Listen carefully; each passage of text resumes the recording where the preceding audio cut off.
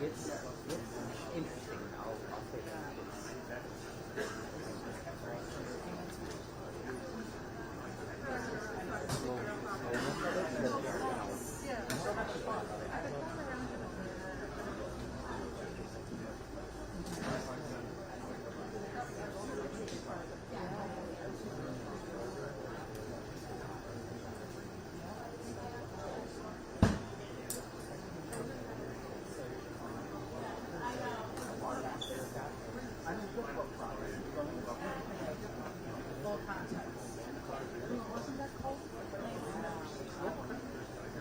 You know, I don't get it imprinted for me.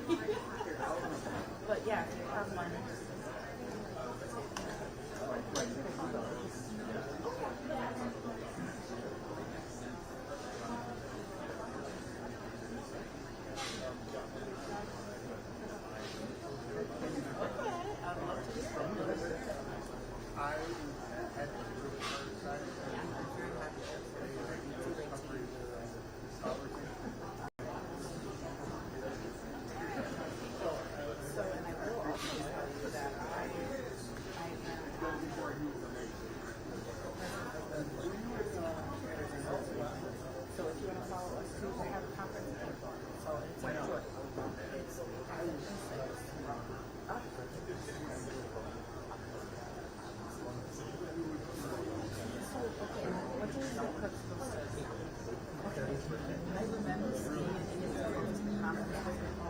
We're going to lose people to these clips, but they should work out.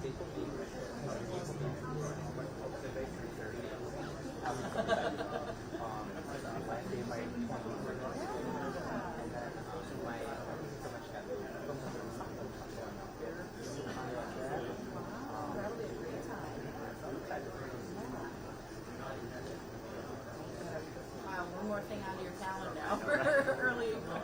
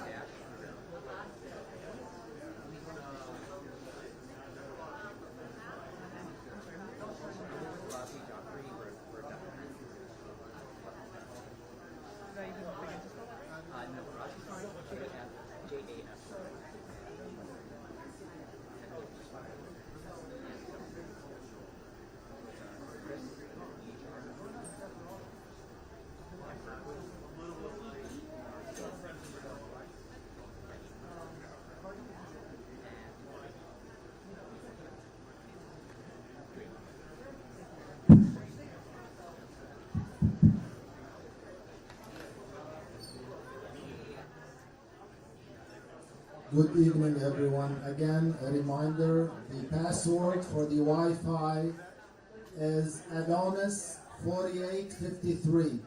Adonis, all capital letters. Adonis. Adonis, 4853. Got it? Please write it down. If you forget it, it's right there next to the computer on a small piece of paper.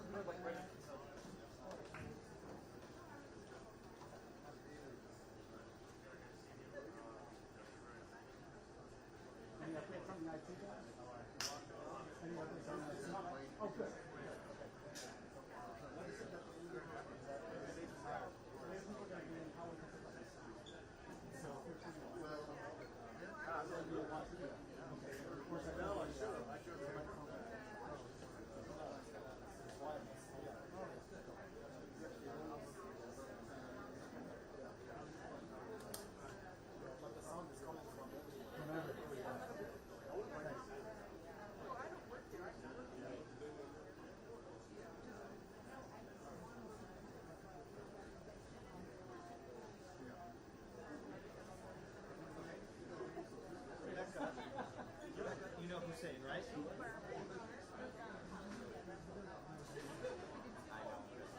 You're telling me. A few minutes ago. This is amazing. Yeah, we'll take it. Rebecca has been very, very supportive, and not everyone is at Reuters. So that's great. No, you're good. No, it's been good. It's worked out for us. We're good. Oh, yeah, of course, right. No, are you based in Detroit? Or? Oh, okay. I'm going to move my stuff to show you. And I never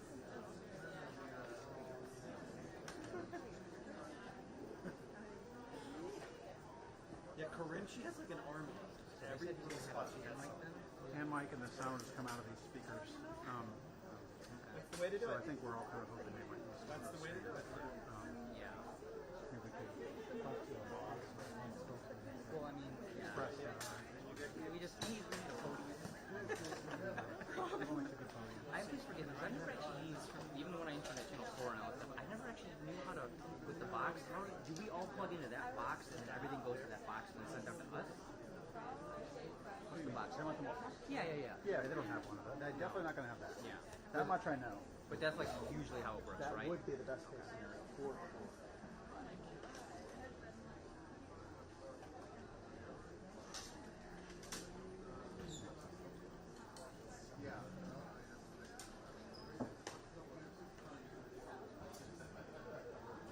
Are you guys doing anything for these clips coming up? Coming so close to Detroit, like Toledo. I haven't heard, and I don't know. I'm sorry. I don't No, know that's before. totally fine. The other ones, I've been so focused on this that I haven't. I'm not sure what comes after this yet. When is that supposed to be? So, I was just telling, it's like April 8th, the day before I turn 30. So, yeah, it's April 8th. I'm going down to Indiana to get video of it. And then our film thesis film actually got into an Ohio Film Festival, so I'm going to, like, do a little quick detour there. Athens. Oh my God, are you serious? Yeah, really? Oh Wait, what? Okay, so are you going to be there that week? So, it's in April. It's in April, yeah. So it's the Athens International Film Festival. May. Okay, so okay. It's in April. But no, so we got into there. We premiered at Santa Fe International Film Festival, and then of course didn't get into Sundance. The one that really hurt though was Big Sky. So it's a for our film it was perfect for it, but we just didn't get in. But we're gonna see. We got into Ohio, and we've been getting into a lot of Latin American countries. Cartagena is like a big one in Colombia. But then I'm volunteering for the Getting Real IDA documentary fellowship, or I guess the Getting Real conference. I'm gonna go out to LA. Like I'm just all over the place. as I was back then. I'm all over the place. I love that. Keep it interesting.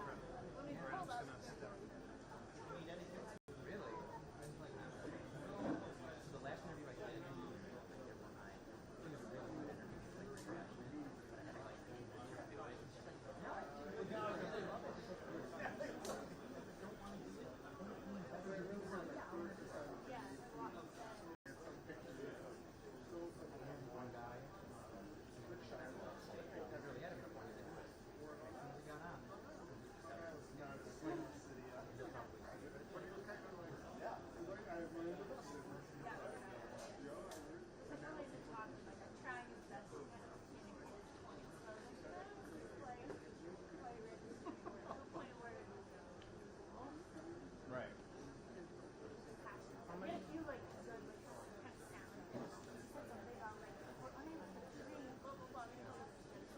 That's awesome.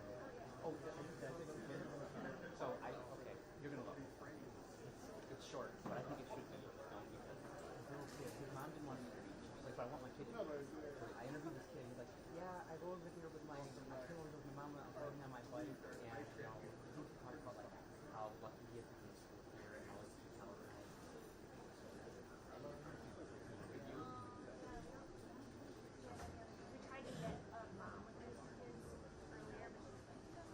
No, no, no. Let me see. Actually, I've got it right here.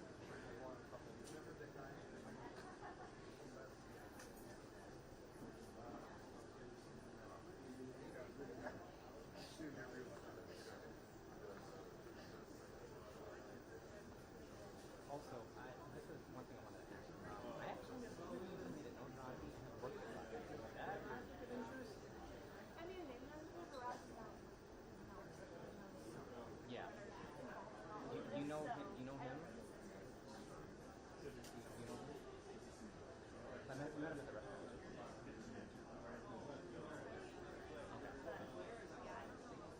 Okay. I know, right?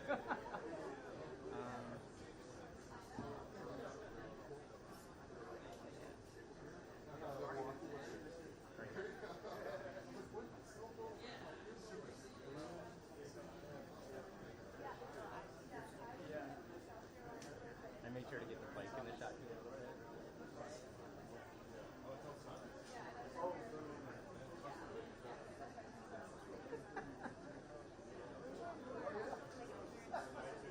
I know.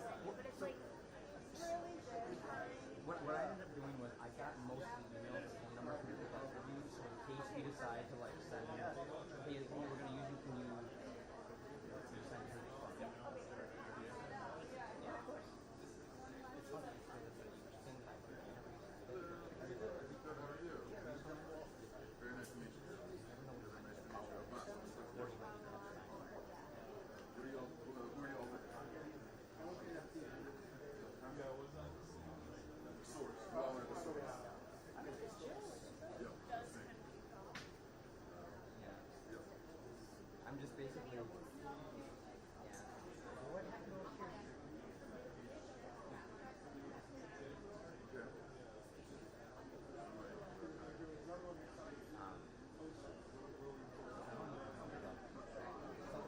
Here in Europe.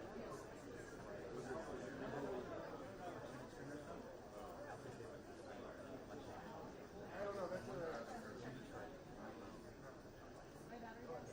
We were all like high on like,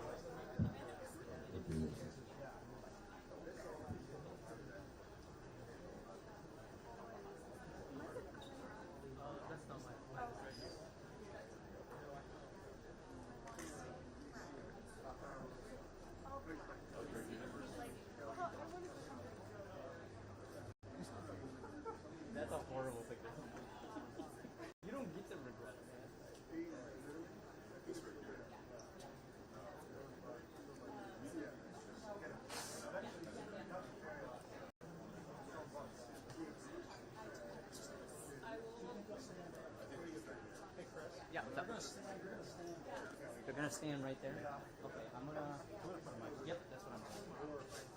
Do you mind if I'm right here? I don't mind at all. Okay, awesome. I don't mind at all.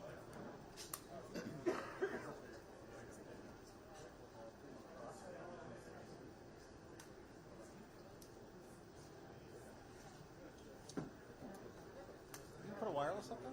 What? You put a wireless up there? What do you do? Yeah. Oh yeah, I was gonna say. Is that gonna create any interference though? What are you using? I got a weird frequency. 517. Oh, I got it.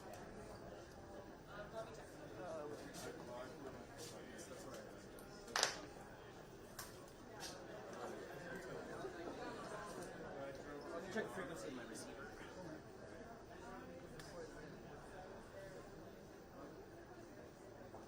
I'm 566.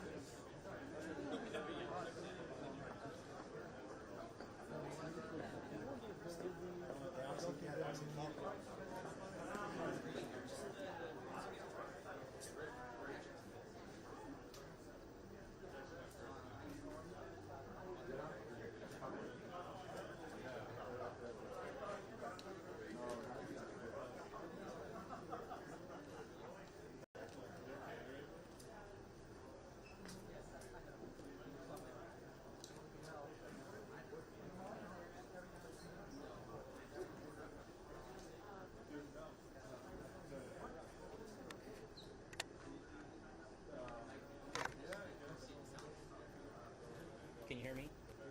Talking, 1, 2, 3. Yes, I can. Needs a little more oomph though. Sorry? Oh, okay. I'm not expecting I think this would would it be helpful? I know.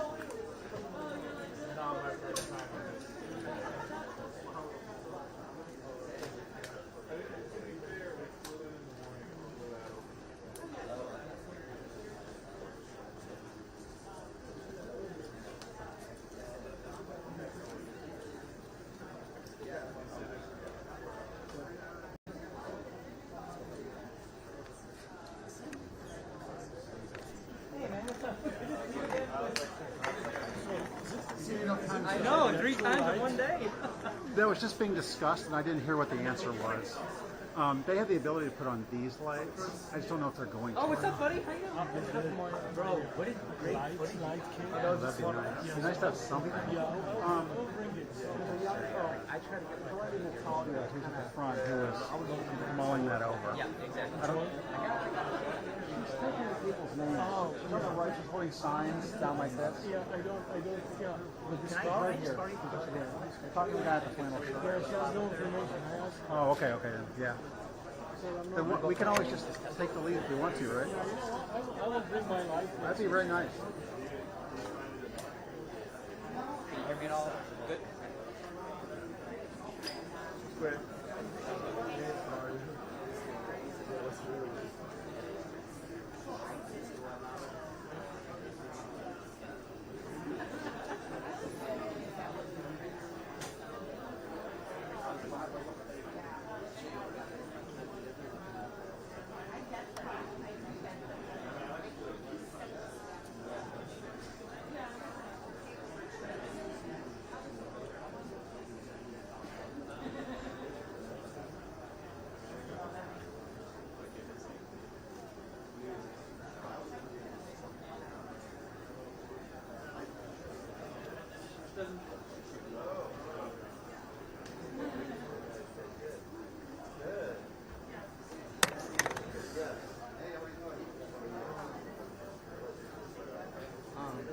Quick question. I need some help on how are you doing the white balance on this? Because it's pretty It's all over the place. I wouldn't even worry about it because the Reuters guys are going to put up some lights here. Oh, perfect. Yeah, for sure.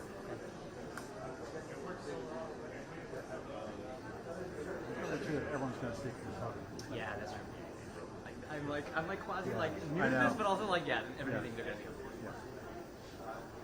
It's like you know, coming from a news background, it's actually a lot more than I thought it would be. Sure. And the other things too is like Doc. You know, I notice a lot of people is like they don't actually know the context.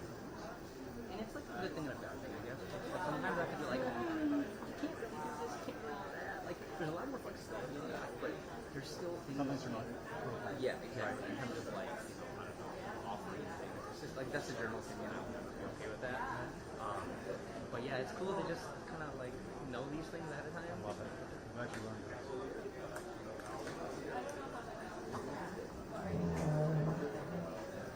Your son also went to Hartford too, didn't he? My son went to Boston University. Oh no, you just drove through Hartford. Yeah, right. Exactly. Yeah, yeah. I remember we talked about because I was in Connecticut, Hartford, in Connecticut. Yeah, I remember we talked about that traffic and how terrible it was. Oh yeah. But I will say one thing that since I've seen you last is I've really brushed up on my Spanish. I'm so fluent now. Like I'm completely. So I didn't even told you, man. Like there's so much to catch up on. I'm gonna be doing 2 docs of my own. One of them is about Puerto Ricans with disabilities. So I'm not sure if you know about this at all, but like Puerto Ricans that live here in the state of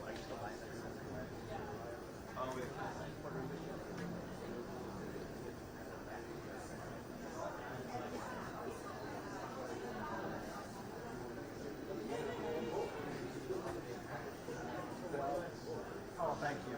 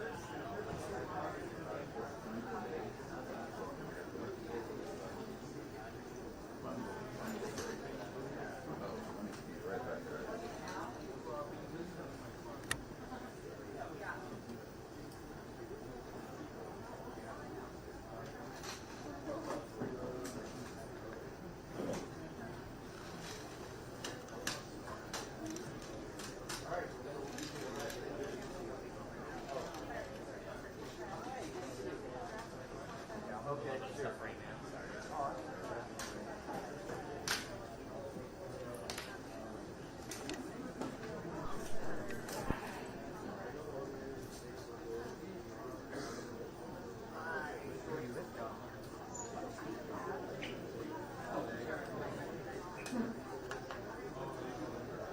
Have you worked with Activism? I interned with her at UT all the way back in the day. Oh yeah. Yep. That's right.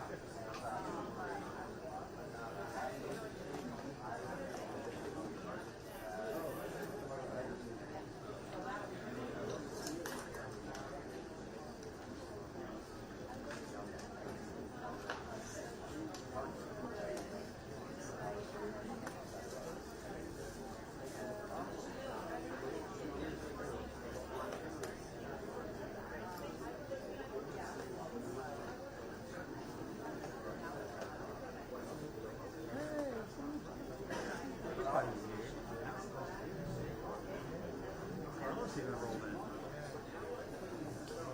Yeah.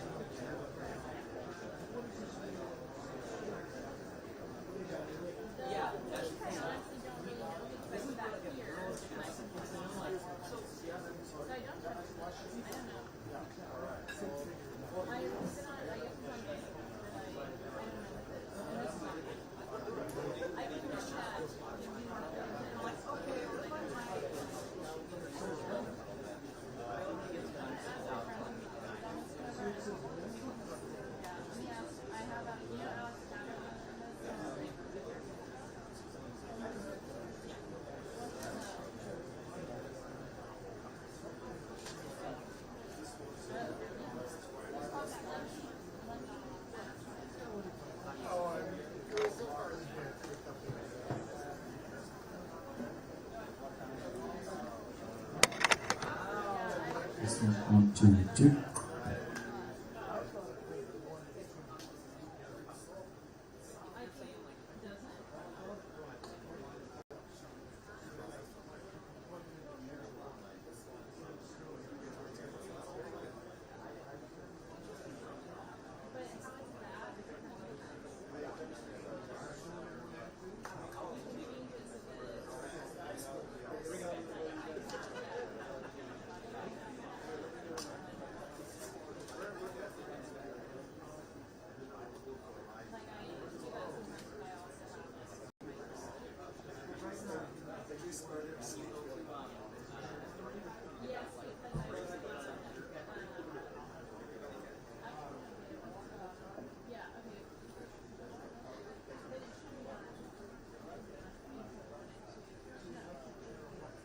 There we go.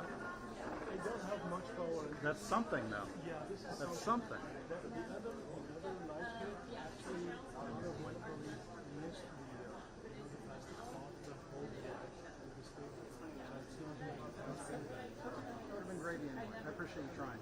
Thank you.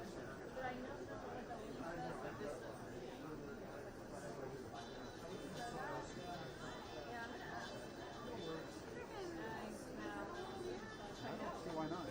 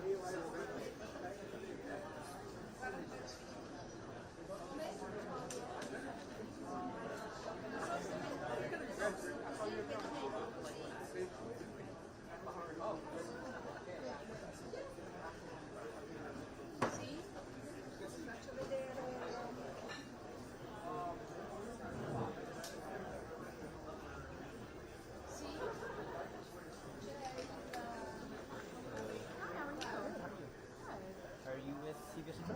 I'm with ABC. Oh, it's the same. Do they have the same cameras as CBS Pro? I was like, oh. Oh, do they? Sono qui perché ho deciso di seguire la serata.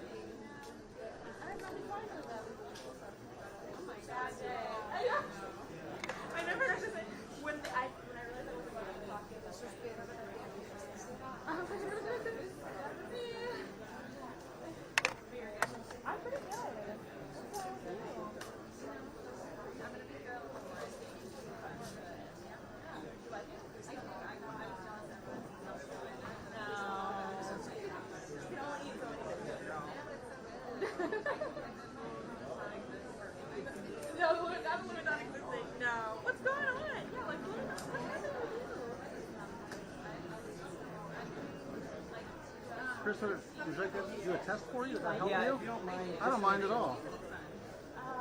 Oh no, I'll do it for you, right? Yeah, yeah. I think I'm ready to go home. I haven't been home in a month. I'm ready to go home.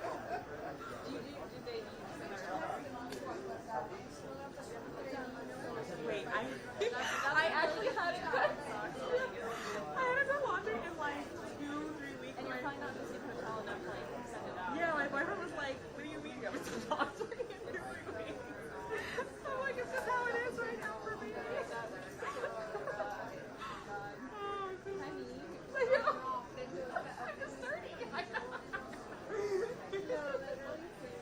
Okay, go ahead, Mike. Test 1, 2, 3, 4, 5, 6, 7, 8, 9. Sound okay? Yep. Good. Standing with people, it's just because I sneeze. Actually, I'm like, I smell.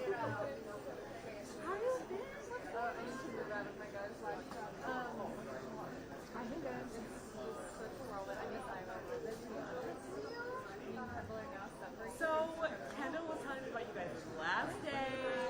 Kendall was like, we were crying. I know. Okay, they all shit for being sad. Yeah. The first scene, she was like, I saw them also in West Palm for like 5 seconds. Yeah.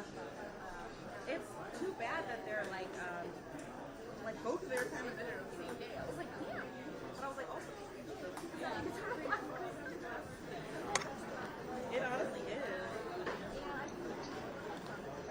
I think there are drunk. Yeah. Not me. I just stand again. No, that's me. I know. We're both on the same team now.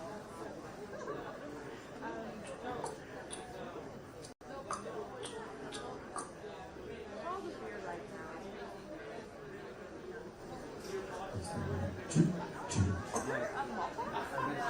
I saw one of the best things I invested in is the Chef's microphone. It's like one of the best microphones for like production work. Chef's, yeah, it picks up audio like that. Oh, wonderful. Wonderful.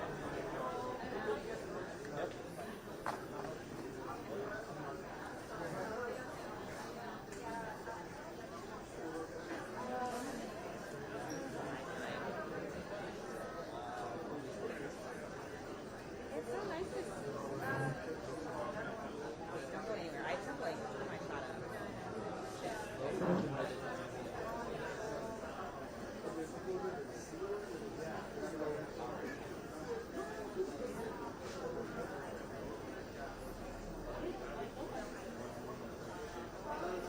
Hi, I'm on Index Half 3 and I need a receiver.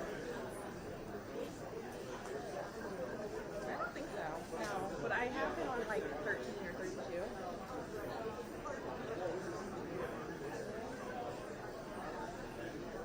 Yes. What? Say it again. Embed pack 3. Embed pack 3.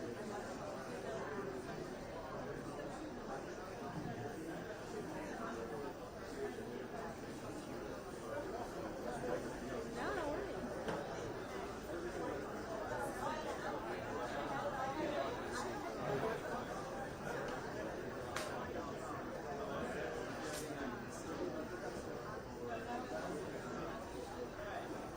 Pack 3. I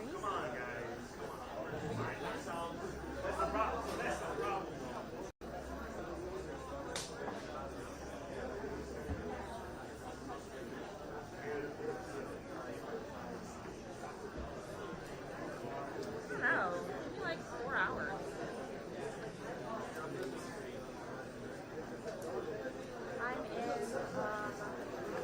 I'm in Dearborn. No, you're born. I'm, well, my story's kind of, here and there. I'm originally from here. I'm kind of teacher.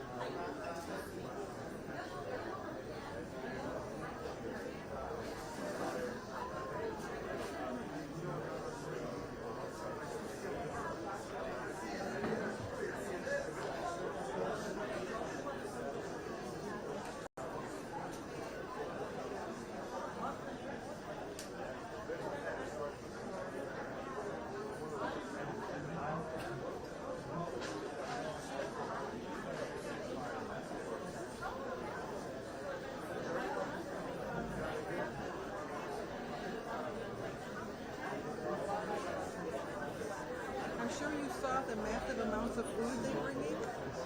Right here. I Yeah. knew they would do that. Yeah. It is a restaurant. No, but up here in the Middle Eastern, they always are going to feed you. For sure.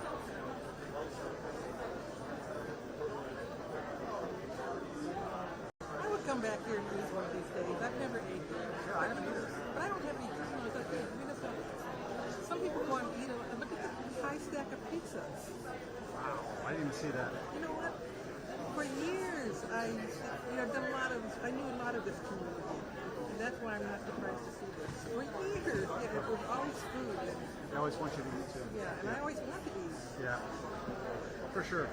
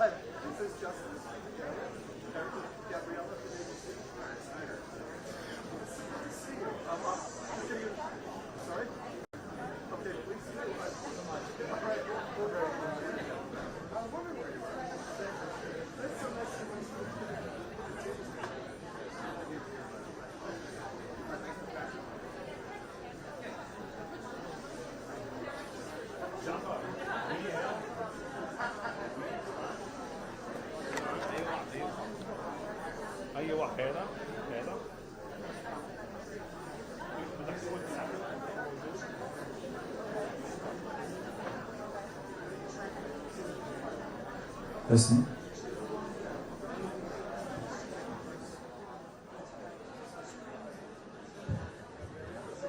Test 1, 2.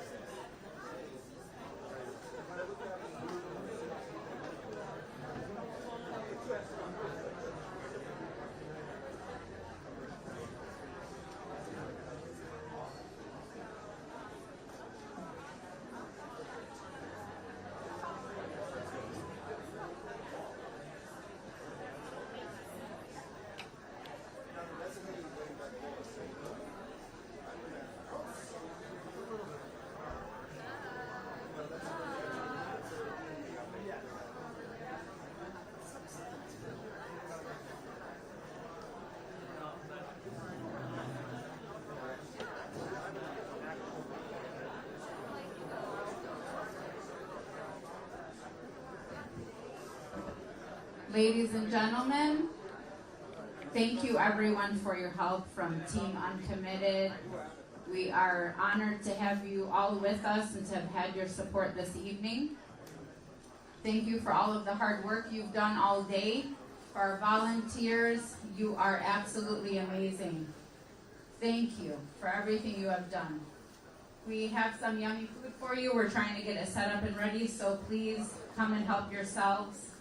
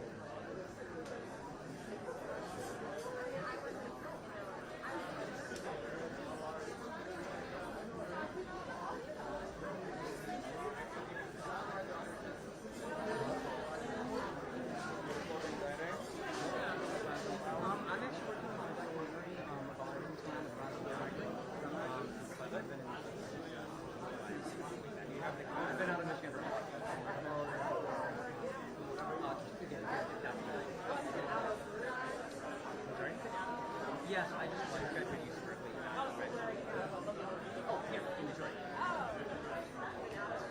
Like, sorry, I was working at one grad school, so I was here in Lansing covering conferences. I worked with the When you finish it, you just... How about this? Let me go get my microphone. And I'll put it on. Okay, sorry, I was like, That way I won't forget my comments. Whatever you want.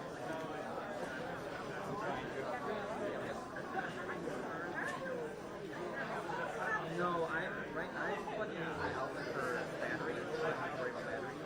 I'm just, we're just going, well, it's not plugged in. do you have wireless mic?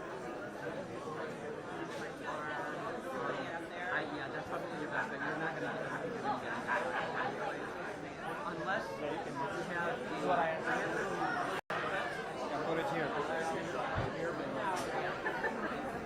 wireless mic on my phone. My stand? Oh, okay.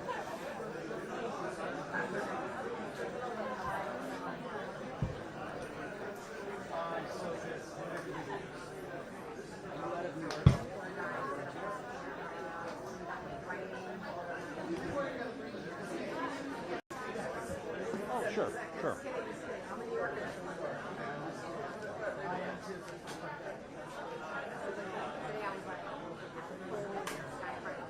Can pick up maybe? Yeah. That'd be perfect. Yeah. Thank you very much.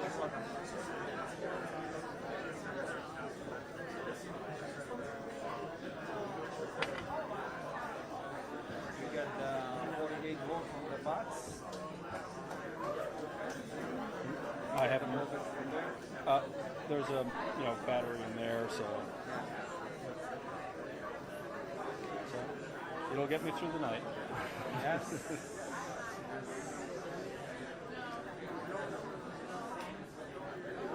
Not power. Yeah.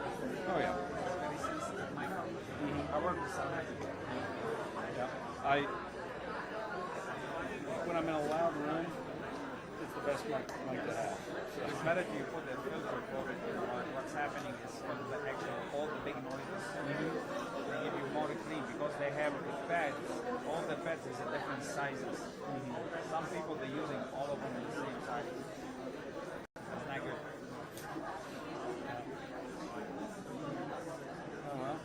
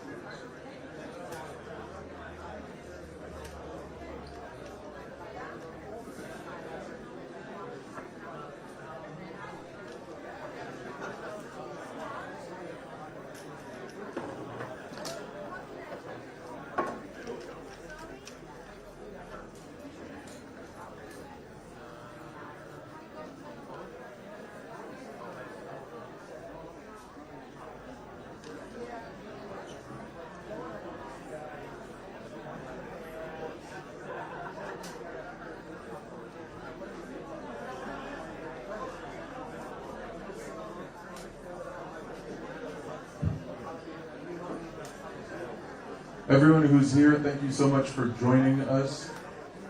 We're starting to get some numbers in. Before we start our program, I really want to urge everybody to get some food before it's too late. And want to encourage everybody to find your place, maybe fill out here a little bit in the front. Hopefully we'll be able to start our speaking program soon.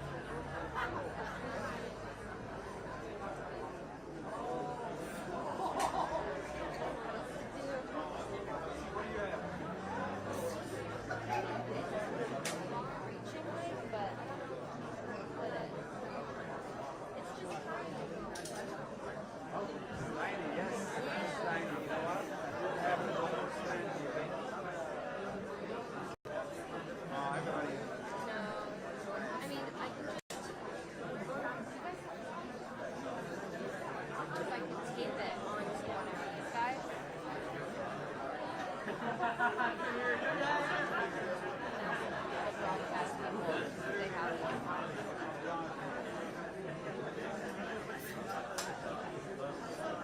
Don't have any claps?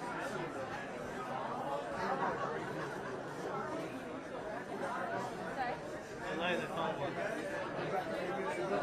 Yeah. Like that. Is that your spot? It's alright, I'll find them. I'll find this one. Are you sure? Yeah, I'll find this one. That you had it first. Okay. Good? Okay. Thank you. Thanks for sharing. Do you have the filter? Do you have the filter for that? It's going to be very loud. Can I fix it for you?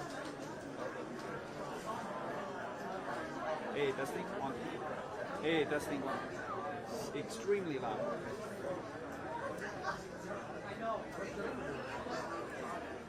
It's too loud. You get a lot of distortion. Test. 1, 2, 3. We go to audio. Sensitivity, down. You're good now. Yep. Testing 1, 2. Yes, you'll be fine. Exit. Hey. Can you hear? Yeah. You need your filter here. I can go down a little bit with this. Yes. All good. 28 is fine. Thanks for the help. No problem. Hey, testing. You're good now. Yeah. Can I have your microphone?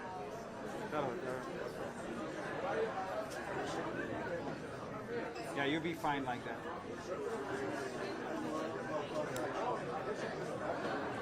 You put it this way.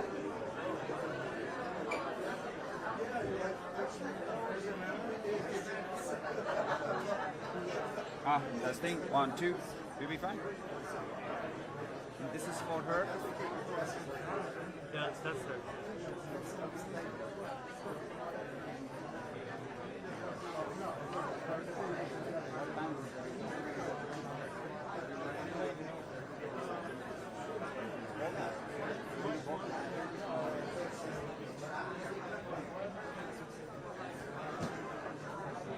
Glad you're here doing sound because I could never do it. Stop up. How are you? Good, how are you now? Testing 1, 2, 3.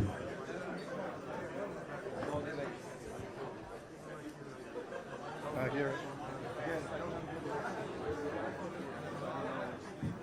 I apply for this.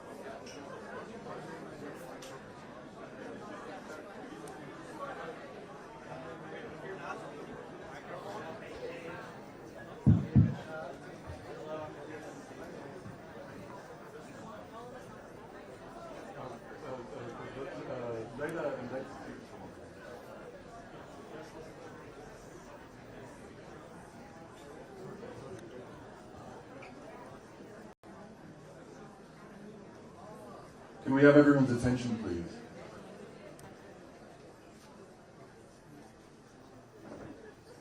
Can we have everyone's attention, please?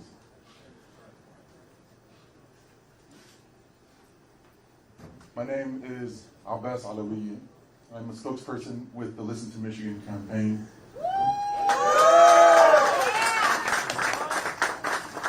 I'm joined by my sisters, Lexi Zaidan and Leila Al-Abid, also leaders of Racism Against Campaign. We don't have definitive results yet. We have a program for you, and results will be coming in as the program goes on. And before we start our program, I'd like for us to start with a moment of silence for every child, every grandmother, every worker, every family member, every human life that has been taken from us too soon using U.S. taxpayer funds and bonds. Yes.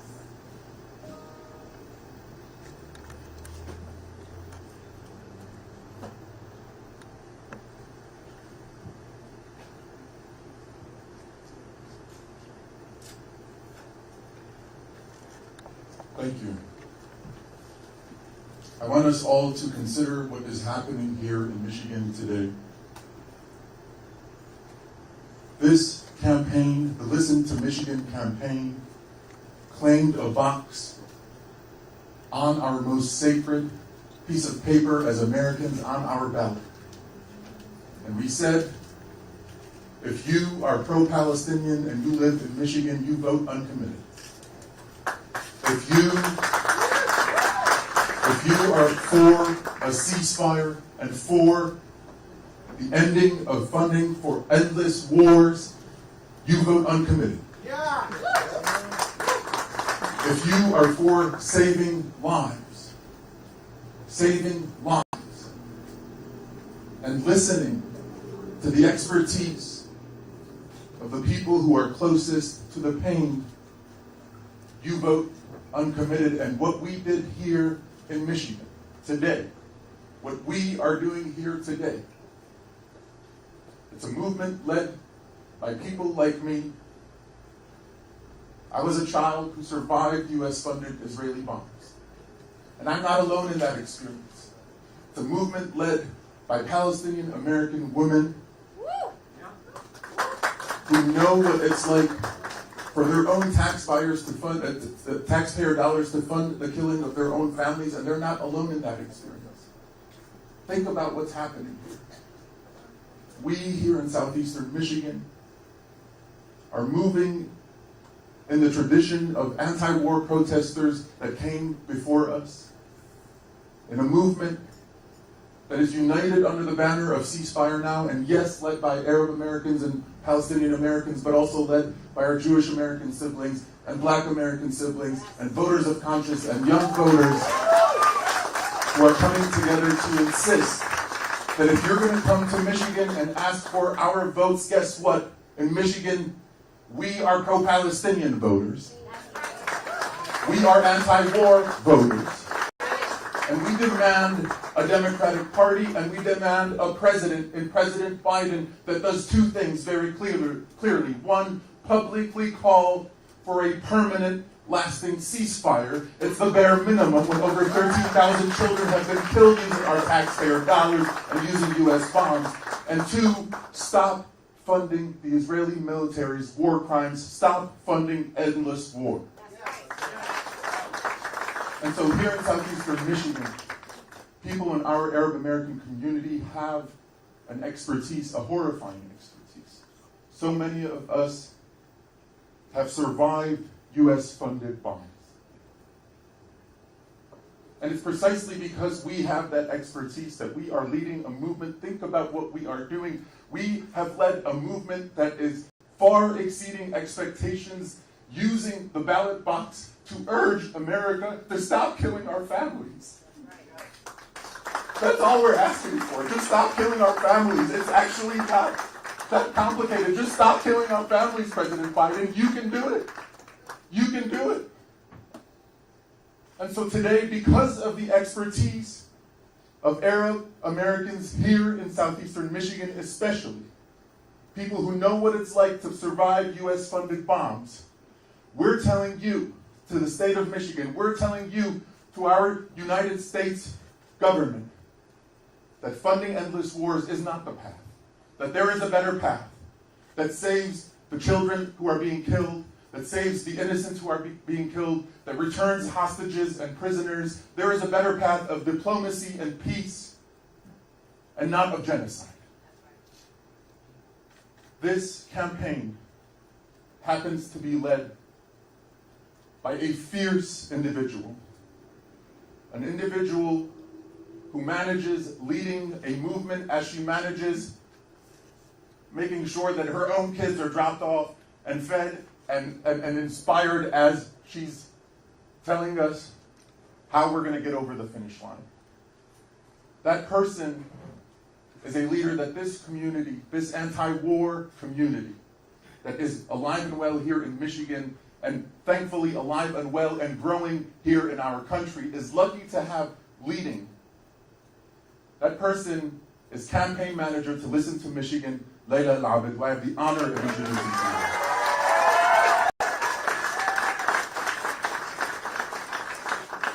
Thank you, Abbas. We do this work as part of the larger ceasefire movement, both nationally and globally.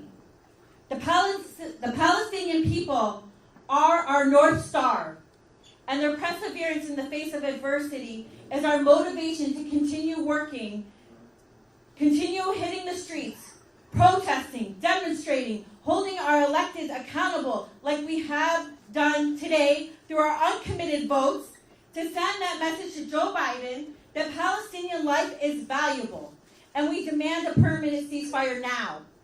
That's right. Thank you to our leaders in our communities, our Arab American and Muslim American leaders and partners, and our faith leaders across the state of Michigan who stepped up and united together to send a message of humanity and an end to a senseless war that has collectively punished thousands and millions of innocent Palestinians. Thank you to our incredible student leaders on our Michigan campuses across the state that rallied and mobilized voters not only to vote uncommitted, but registered students to vote for the first time. Thank you to our local and national progressive organizations, our voters of conscience who use our democratic process to vote against war, genocide, and the destruction of a people and a land. And thank you, overwhelmingly thank you, to the heart of Listen to Michigan, our campaign team.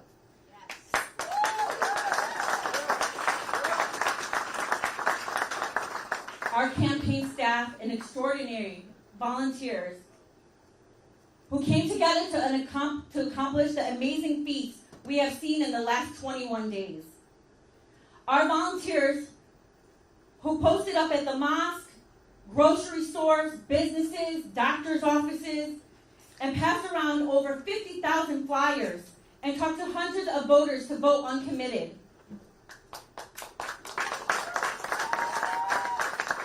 Thank you to our incredible data team and field team. This team, the success of this campaign rests on their shoulders, and we were able to make over 1 million voter contact calls and texts.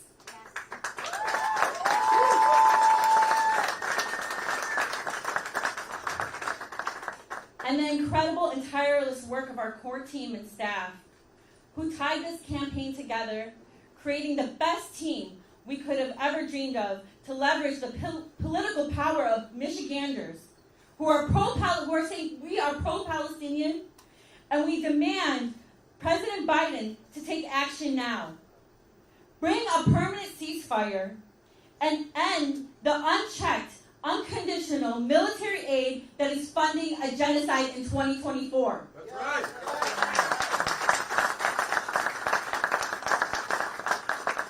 I can't express enough the amazing team that has come together to put Uncommitted on the map as everyone is looking at Michigan in order to save lives.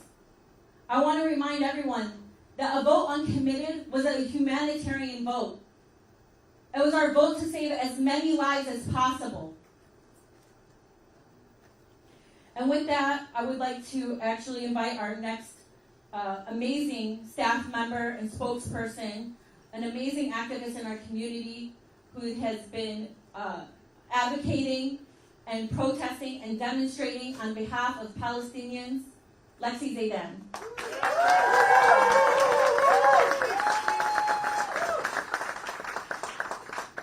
Before I dive into my speech, I actually also want to give a moment of silence to Aaron Bushnell, a U.S. Air Force member, who took his life the other day. And I want to name that his action is a moving reminder of the deep pain and desperation that the war in Gaza has inflicted on so many, driving a dedicated serviceman to such a tragic end. So please, a moment of silence.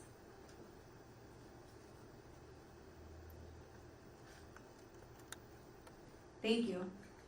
To the world, tonight, listen to Michigan, and Michigan can declare a victory. And to Michigan, I want to say, we are full of dreamers, believers, doers, and most definitely leaders.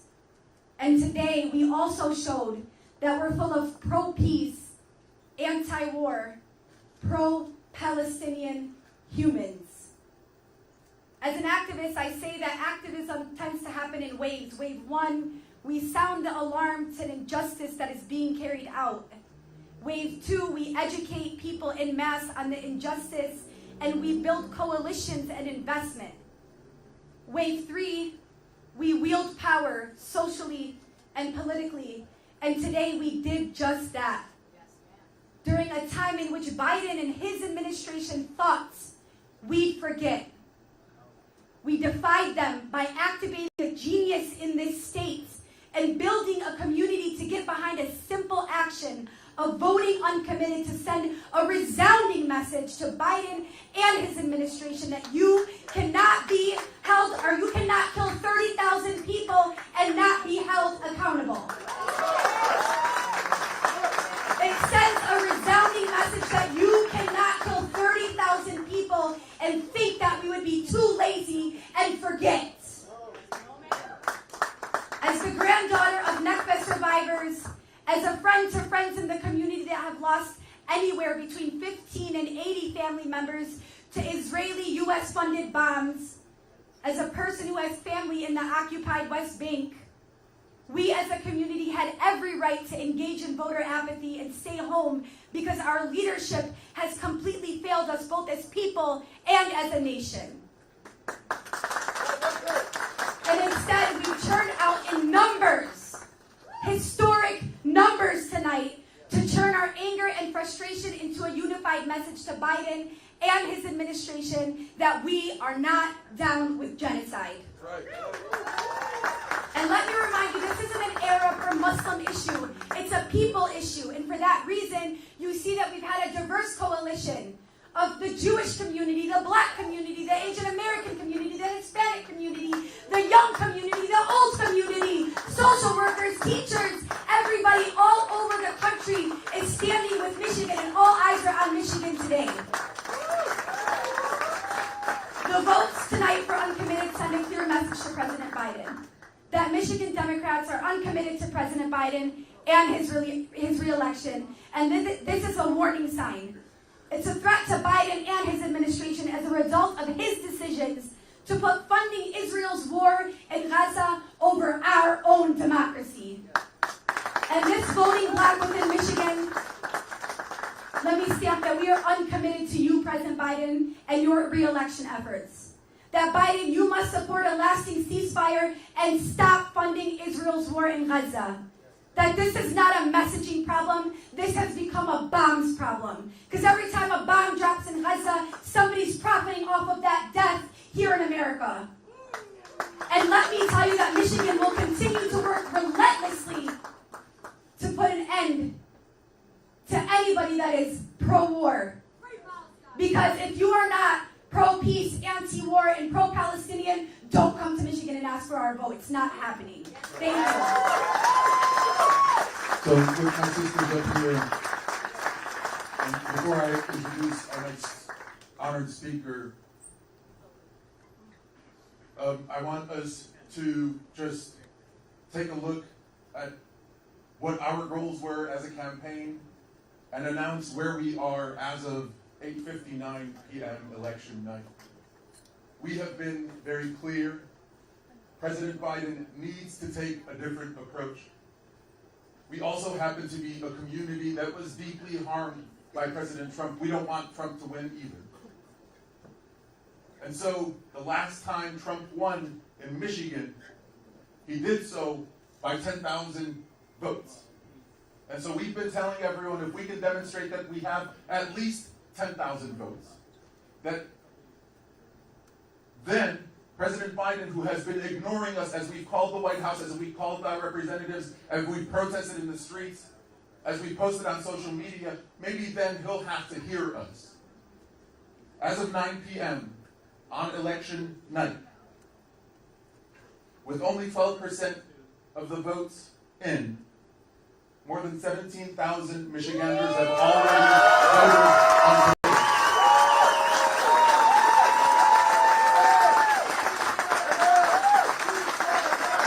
ceasefire now! Ceasefire now! Ceasefire now! Ceasefire now! Ceasefire now! Ceasefire now! And so to us, this is hard.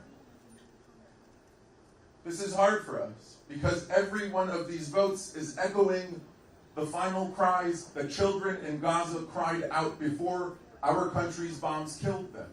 So this is tough for us.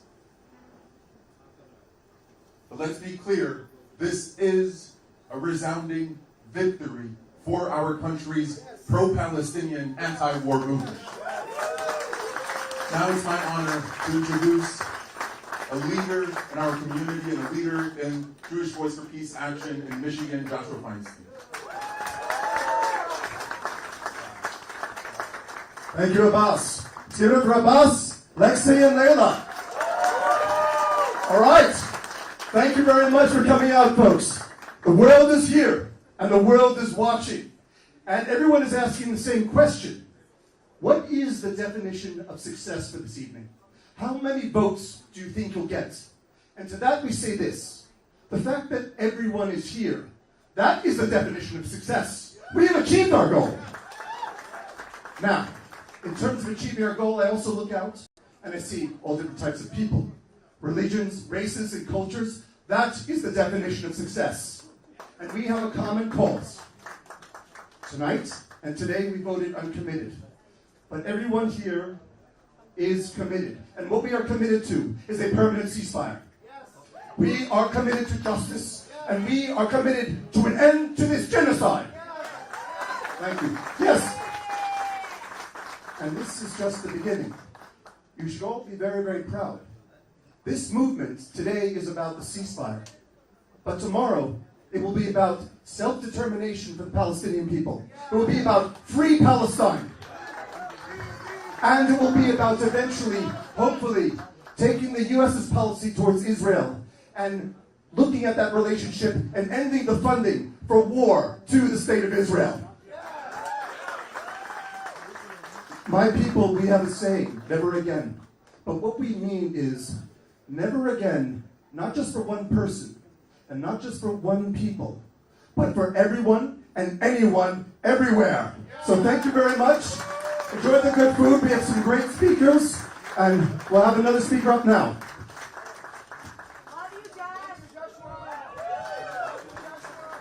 Everybody, my name is Claudio Globon. I am a local organizer and a poet. I wanted to say this first and foremost, we should take every win that we get and really savor them. But in the same breath, I want to make it clear, I'm a Gazawi, my family's from Gaza. Most of my family is stuck at the Rafah border, currently being bombed. And I want to make it clear, as much as we want a ceasefire, I want an end to the occupation, first and foremost. I want land back, I want reparations. And so, over the past several months, some of the most integral organizers I've been working with have been our indigenous homies, our black community members, everybody that we've been working with across these coalitions. And it keeps reminding me of the need for us to keep doing this work, not just abroad, but here locally. And I want to make sure that we remember this work doesn't start here, it doesn't end here, and this moment, this win tonight is not enough for us to just rest on our laurels. We must continue to do this work every single day, and it must be outside of the electoral politics system that we find ourselves in. And so with that said, I want to remind everybody to find a political home, to find ways to connect with each other and build this network, meet somebody you haven't known before in this room, and find ways to organize beyond this space.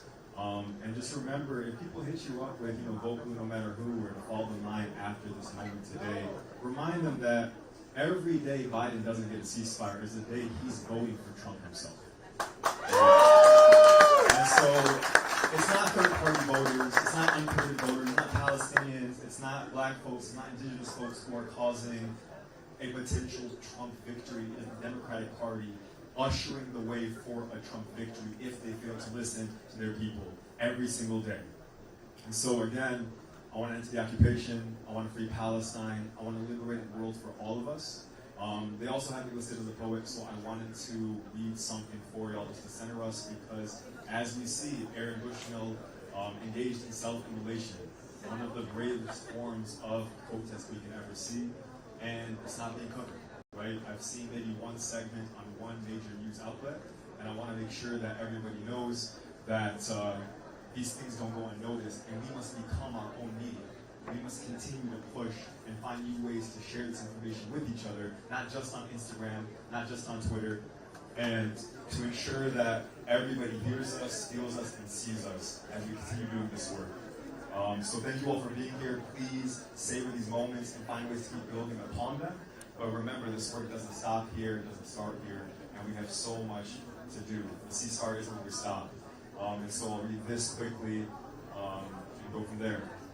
This actually was written anonymously, posted online in honor of Aaron Bushnell. It says, "The birds don't know about self-immolation. The day after Aaron Bushnell set himself on fire, I go out for an early morning walk, wrapped in an air far too warm for late February in the Midwest. A heat wave. False spring has brought nature roaring back to life. I want to shake every person I stroll past. Did you know there's a genocide happening? Did you see a man burn himself alive in protest? I would ask if only I could count on a response that isn't dead-eyed. But I know I'd have better luck with the birds. Ever curious, cardinals hopping from branch to branch like fireballs or missiles. I tell them some of us love you so much we die for you. For a single snippet of birdsong. For a child's first glimpse of feathers blowing in the clear light. For a tree for you to perch in among the rubble. He shouted, "Free Palestine, free Palestine, free Palestine," until he choked on the flames. Isn't that terrible? Doesn't your heart break? The sun, the callback, a long, mournful whistle from above. The sun is blazing too bright to make out more than a silhouette taking off, rising slow and then fast like smoke. Aaron Bushnell is one of our martyrs. Ali is one of our martyrs. So many of our journalists are martyrs. I want to make it clear that we will keep doing this work for all of us, from every river to every sea, until every single one of us is free. Thank you. Thank you, Robert. I'd like to introduce our next speaker, who's been a huge ally in this movement and has given us so much support. Please help me welcome former Congressman Andy Levin.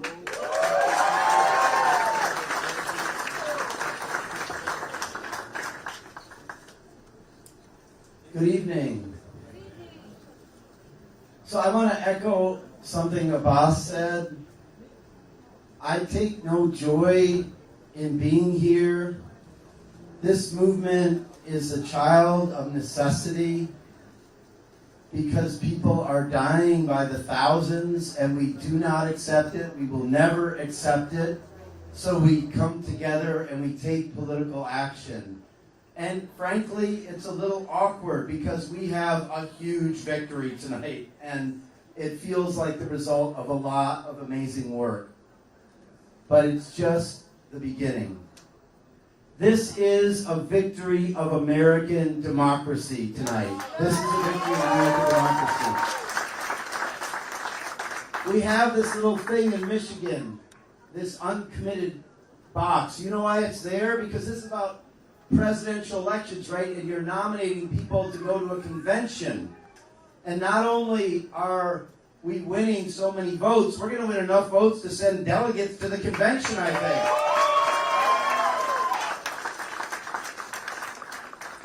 But, you know, there's 252 days from February 27th today until November 5th. And our message to the president is clear. There is no time to waste. We need a permanent ceasefire right now. Ceasefire now. Ceasefire now. Ceasefire now. Ceasefire now. Not only that, I want to say something else to the president. I don't understand why we would let the current Prime Minister of Israel set the bounds of the possible. This is not acceptable. This is a person who has never been for a just peace. He's a liar. This is a person who has never been for self-determination for the Palestinian people. And there is no hope for security and peace for the Jewish people without security and peace and freedom and justice for the Palestinian people. There is no plan. There is no way. So look, I'm a Jewish guy from Detroit, right? From Michigan. I'm really into being Jewish, right? I used to be the president of my synagogue. I love being Jewish. And where was it ever said? I don't understand it. That if I love my people, if I love being Jewish, I can't fulsomely love the Palestinian people. What is that? So I'm so proud to be here today. I am so proud of Layla and Lexi and Abbas and the people leading this movement. We are seeing, you are part of the building of the beloved community to demand of our democracy simply that we follow the path of peace, that we end the killing, that we end the destruction, and that we build a more beautiful democracy here at home. Thank you all very much for coming out.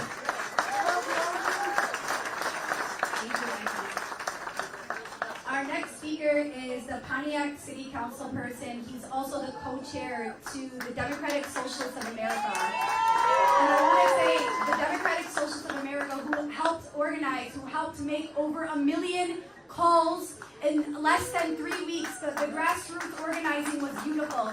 So I'd like to introduce Mikhail Goodman.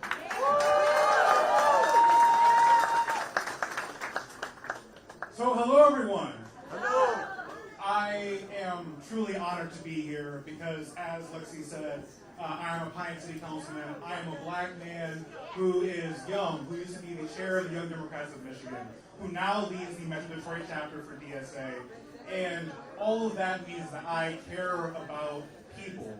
I care about people who are downtrodden and oppressed and hurt and pushed down, because that is an existence that many of us have to live with.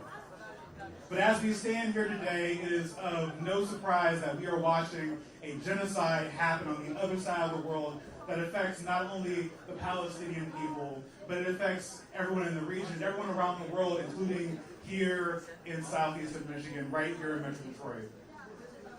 When we talk about this, when I've been talking about this, one of the unfortunate things I've heard from so many people is, why do you care? That is not your community. You are not Palestinian. You are a black man. Why are you fighting for their causes? And it's really simple. It is because an injustice anywhere is an injustice everywhere. I don't stand here because it is simply the flavor of the week. I stand here because it is the right thing to do. Because I believe in humanity. I believe in peace. I believe in not being a genocidal maniac. I believe in our money going to help people all across the world, not displacing and destroying lives. The fact that we've spent millions upon millions of dollars on bombs, destroying We have funded the comprehensive destruction of the Palestinian people, but we cannot afford to fund the comprehensive health care of the American people. We are able to sit here and do all of these things, but yet communities like mine have crumbling infrastructure. We have people who are sleeping on the streets who look just like you and me, but yet we can fund to do terror in another part of the world simply because we believe in spreading some weird version of democracy. And as we stand here, people have been bashing many of us, talking about what we are doing is undemocratic. They say that what we're doing is going to help Donald Trump. As a black man from Pontiac, who in a city that has only ever voted Democrat, I don't know if I want to vote for Donald Trump, and the answer is no, I'm not. But more importantly, there is not a single person who has been pushing for a ceasefire, who has been pushing for Uncommitted, that wants Donald Trump elected. What we want is a ceasefire that is permanent and immediate. We want a rebuilding of the Palestinian state for the people to live, because no one should have to go through this. No one should wake up every single day and hear the sound of thunder and be terrified that they are going to die the very next moment. If that happened in my community, we would be mobilizing heavily. So why do we question when another community does the exact same thing? So as a black man, as the co-chair of Metro Detroit DSA, as the former chair of the Young Dems, as someone who has been a part of this coalition that helps get him into office, who now in many ways somewhat regressive based on what's happening, I have to correct the record. And I stand here with all of my friends, with all of my extended family, all of the amazing people who have been fighting so hard for this and fighting for a ceasefire. And all I have to say after saying all of that is free, free Palestine. Thank you, Mikhail. Our next person is someone that I hold very near and dear to my heart. She's a force. She's also the council person who introduced the resolutions, one of the largest cities that were introducing resolutions at the time, which is Detroit. Please help me welcome Detroit City Councilwoman Gabriela Santiago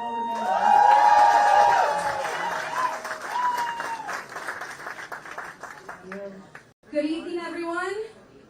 Good evening, everyone. We just got 20,000 votes for Uncommitted. As has been mentioned, my name is Gabriela Santiago Romero. You can call me Gabby, and I am the proud city council member in District 6, which is the most diverse and beautiful district in the city of Detroit. I'm a proud immigrant. I was born in Mexico and raised by a single mother in Southwest Detroit. Southwest is home to so many Latinx and Arab families, many who immigrated with the same dream as my mother's. To find a safe place our family can thrive in and call home. If you take a drive right now around my childhood neighborhood over by Tarno and McGraw, you will see flags from Puerto Rico, Mexico, Palestine, Lebanon, Iraq, and so much more. I have been eternally blessed to be surrounded by the smells of arroz con gandules, tacos, stuffed lamb, and chicken shawarma. I am who I am, and I love who I love today because I have witnessed my loving neighbors pour into their families and into their homes, which is what makes Southwest so beautiful. And while there is beauty, there is struggle. From the daily challenges of making our ends meet, to missing our family back in our homelands, or in the case of Palestine, witnessing your family be killed in an ongoing genocide. Today, I voted Uncommitted because I know a losing campaign when I see one. You're all seeing it in real time. I worked for the Hillary Clinton campaign out of fear that Trump would win. 2 weeks into her campaign, I knew she was going to lose. Nobody listened to us.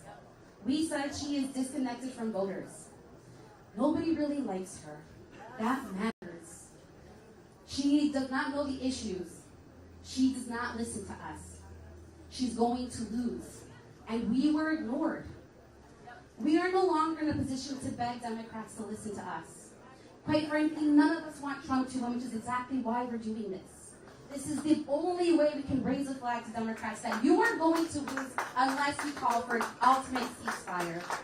Unless we do more to correct the harm that has been caused by our administration.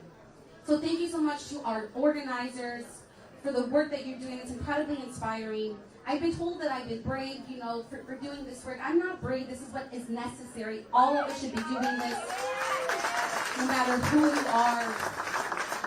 So thank you so much for the organizers. Thank you for the work that you're doing. I am incredibly inspired. And if Democrats win, it's because of you. Thank you. Thank you, Gabby. The next person I'd like to introduce is a member of the Jewish community who's been a very, very strong ally in this movement. When we need her, she shows up, and she's always willing to roll up her sleeves. Please help me welcome Rabbi Alana Alpert. All right, will you all repeat after me? Yeah? Raising our voices. Raising our voices. Raising our voices. Higher and higher. Higher and higher. No more. No more. War. We call for ceasefire now. We call for ceasefire now. No more. War. War. We call for ceasefire now. We call for ceasefire now. Good evening. I'm honored to be here. I'm honored to be the rabbi of Congregation Techia in Ferndale. I'm honored to live in Detroit and be a neighbor to the great city of Dearborn. And I just want to say thank you. I just want to say thank you to everybody who texted, who called, who I don't know what you do these days on all the apps, all the things that everybody did to get the word out. In my tradition, when someone does a mitzvah, when someone does a holy act, we say yasher koach, which means more power to you. So I want to ask you to turn to someone near you and say, more power to you. And I say that and I think of what everyone in this room did today and in these weeks as a mitzvah, as a holy practice, as an obligation, because in my tradition, it's taught that if you save one life, it's as if you've saved the world. If you save one life, it's as if you've saved the world, and that's what we're doing tonight. We are desperately trying to save lives. So I just want to close, again, with saying thank you and offering a prayer for peace. Again, for my tradition, we say, Oseh shalom b'mormav, hu yaseh shalom aleinu, ve'al kol Yisrael, ve'al kol yoshvei tevel, v'yimru, amen. May the one who makes peace up above help us to make peace here down below for our people and for all peoples around the world. And let us say amen. Thank you. Thank you, Alana. This next person has been standing with us side by side, despite the criticism he constantly receives. And we are very proud to have him in this fight. Please help me welcome House Majority Floor Leader Abraham Ayash.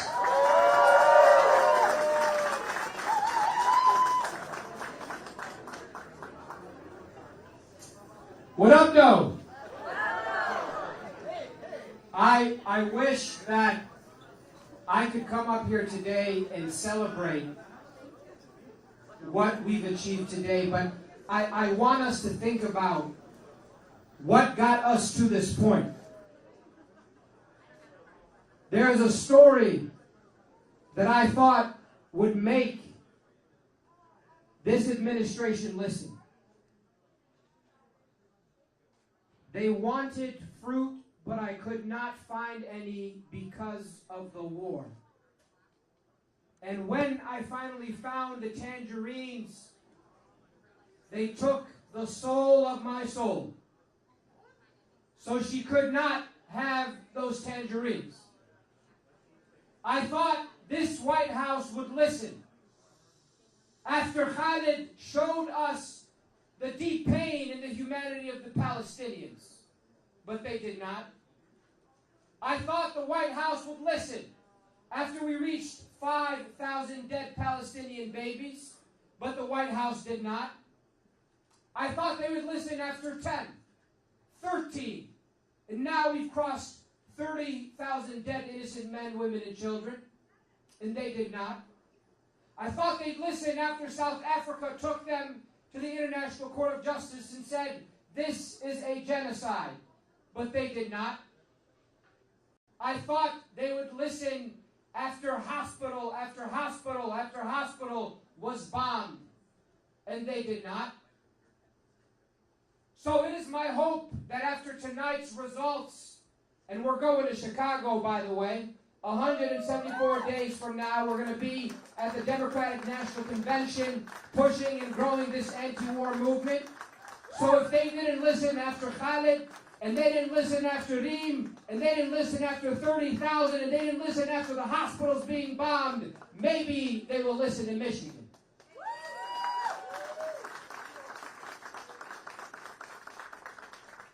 Because we have been clear from the beginning, as my brother Abbas said, this is an anti-war, pro-peace movement that a majority of Americans support and a majority of Democrats support. So don't you try to spin this after tonight and say that the Democratic Party is fracturing. We are trying to save the Democratic Party from genocide.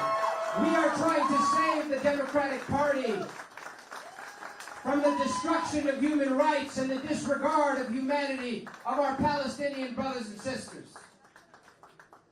So tonight, I am proud of the organizers who reminded us to focus, that they listen to Michigan if they don't listen to Gaza. So, to the President of the United States, I hope you understand the magnitude of the pain this community has felt.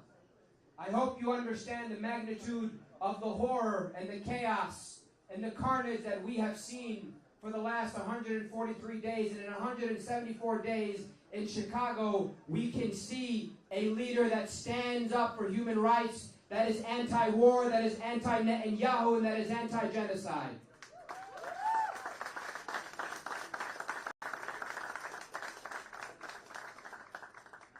Now I'd like to call up a dear brother of mine who reminds us that every single hour that we wait and don't call for a ceasefire, 2 more Palestinian mothers will die. In fact, when the polls were open today, 26 more Palestinian mothers have passed away.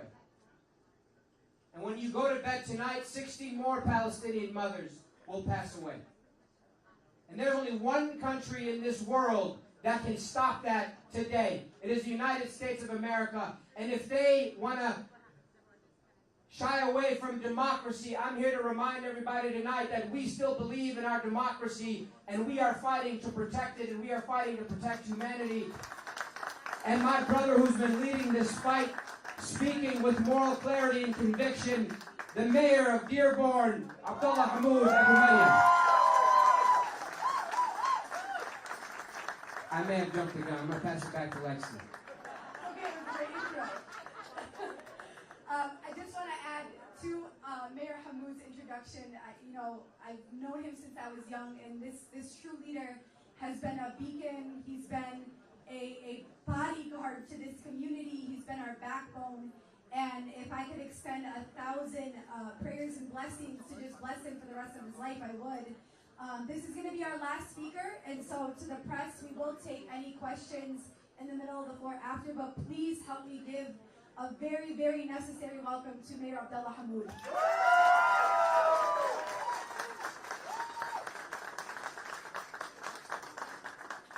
Good evening, assalamu alaikum. Wa alaikum assalam. I am at a point where I, and many of us in this city, in this room, are mentally exhausted, physically exhausted, and emotionally exhausted. It is exhausting to believe that we have to advocate for a simple value statement.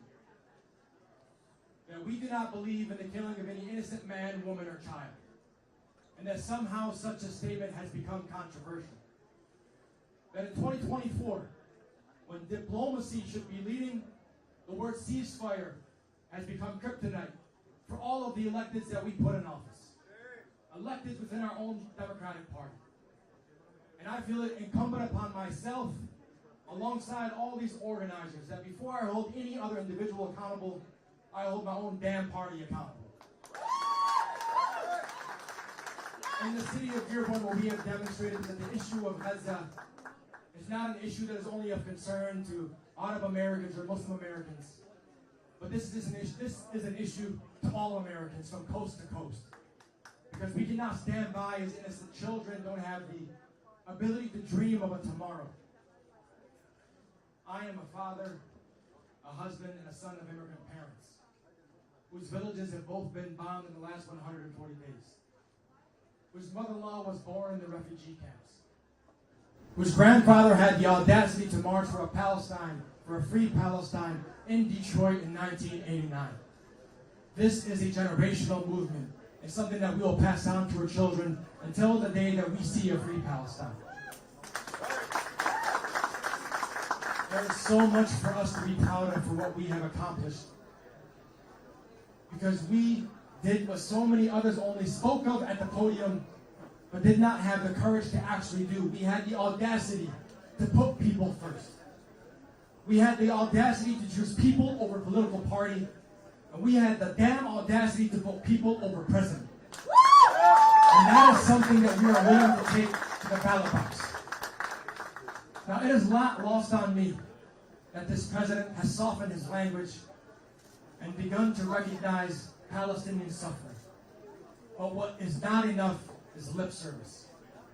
What we need is a complete withdrawal of support for the most radical and tyrannical government in Israel's history, and the war criminal, who we should call by his name, the war criminal, Benjamin Netanyahu. Tonight, we will watch the votes tally. But what's most important is to understand if the White House is listening, if our congressional leaders are listening, if our state leaders are listening. We need a change of course, or we risk the complete unraveling of American democracy come November. Tonight, I will go home to my children and to my wife. I will sleep a little bit more tonight. But I will wake up in the early hours of every morning, as I have done for over 140 days, waiting to see what the death toll was the day before. We are tired of seeing children die. We are tired of hearing about mothers who don't have enough food to feed their babies. I am tired of hearing excuses for why hospitals and schools, refugee camps, playgrounds have been open to devastation and bombardment and bombing with our U.S. taxpayer dollars. This coalition is one that wants to bring the morality back to this country, because somewhere along the line we have lost it. We have ceded ground on the global stage because of the decisions that our elected officials have made, and damn well be it, we will be the movement to bring them back in line, if not with this primary election, then with November. Thank you, and God bless you.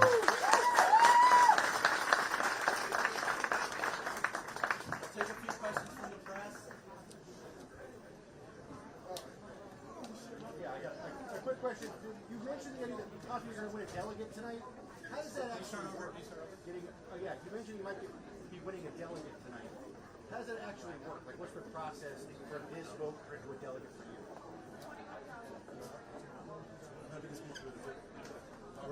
Our understanding of this process is going to grow because it looks like we're going to get a lot more votes than any of the people on the pro-war side anticipated.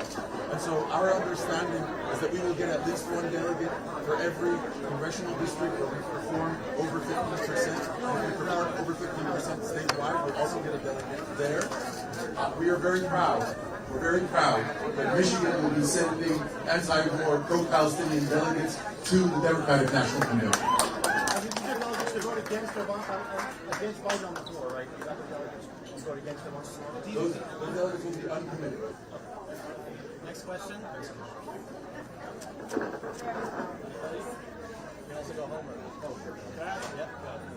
Where does the movement go from here? You have the primary. What happens in the next 9 months? Well, I think that's a question for President Biden. He is the individual who is seeking the highest office in the world. So the question to be posed back to him, what will he do to earn the trust and respect of the constituency that he's trying to serve? What will he do to help uplift such a coalition which we have demonstrated is multiracial, multi-ethnic, multi-faith, multi-generational, and more? Thanks for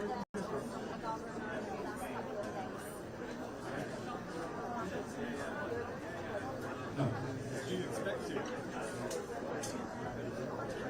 I think that's a question better to ask to them. There's a question over here.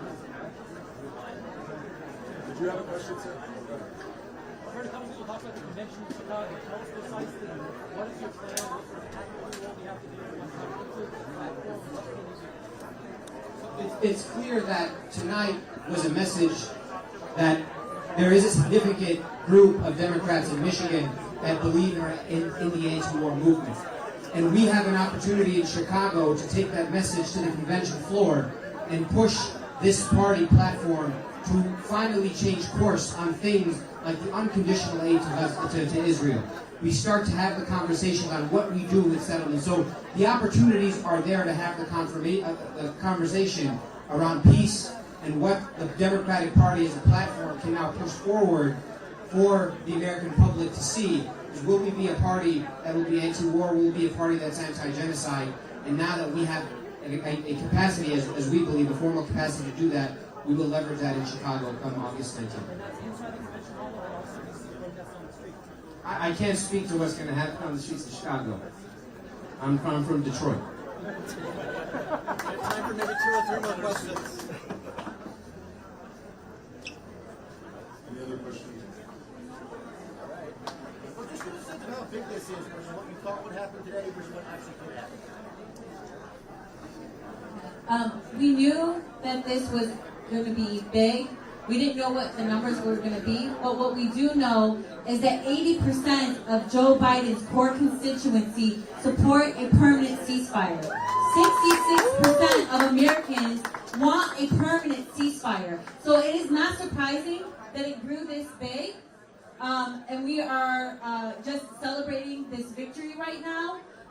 And we need Joe Biden to listen to the voice of Michiganders, listen to the voice of his core constituents, and demand a permanent ceasefire now and the ending of this unconditional, unchecked funding to Israel. I echo everything that Leila shared, and also want to share that with 17% of the vote, only 17% of the vote at 9:37 p.m. When people have been asking us for days, for weeks, we've only been running for this campaign for 3 weeks. I will remind everyone, what if you don't get 10,000 votes? We doubled our goal. We're at 23,101 votes. We anticipate that we'll triple and quadruple and more. And that is a testament to Michigan voters who are saying loudly and clearly to President Biden, we need an anti-war future and we need you to stop funding genocide. Last question.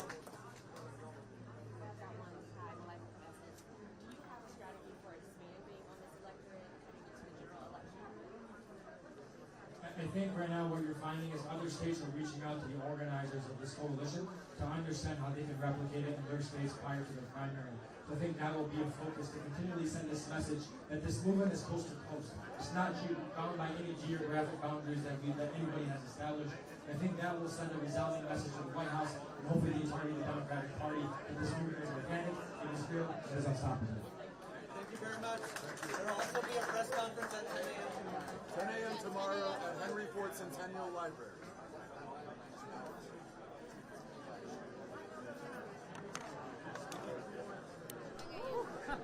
My legs.